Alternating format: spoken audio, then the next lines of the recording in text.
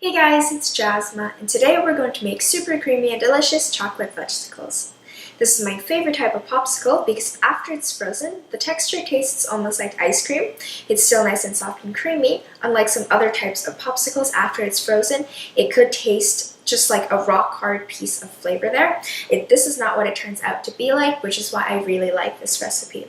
It's also super easy to make. It's all done in one pot, so let's get started. So to make this fudgesicle, you're going to need a small saucepan and a whisk.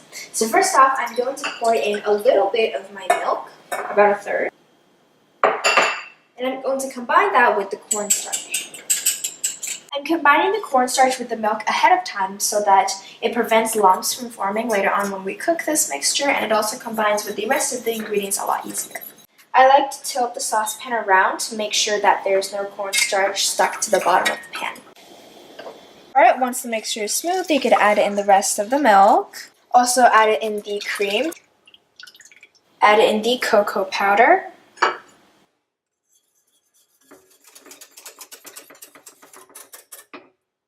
Now add in the white granulated sugar. Today I'm using semi-sweet chocolate chips, which is 51% cocoa, which means it's a little bit bitter. That's why I added half a cup of white sugar. But if you were to use a different type of chocolate, for example milk chocolate, that's a lot sweeter than semi-sweet chocolate chips. So you will have to reduce the amount of sugar depending on what type of chocolate you use. Then turn the heat on to medium-high. Keep stirring to make sure that the chocolate chips doesn't get stuck to the bottom of the pan and burn. Also add in the instant coffee powder. Make sure you're using the kind that can dissolve straight away. You should not have to strain this. And then we're just going to turn on the heat to medium. As soon as the mixture starts looking a little bit thicker and glossy and shinier, turn the heat off. It's very important that you do not overcook this or else it won't freeze as nicely. I'm switching over to a spatula when it comes to mixing now so I don't create as much air bubbles.